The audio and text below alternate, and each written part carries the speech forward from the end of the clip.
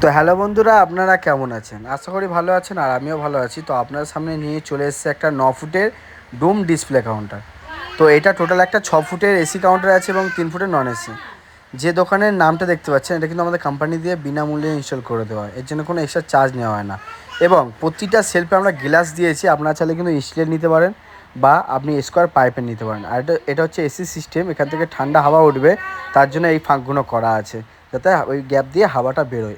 এটা কিন্তু বরফ জমবে না, জাস্ট মিষ্টিটাকে আপনার ভালো রাখবে।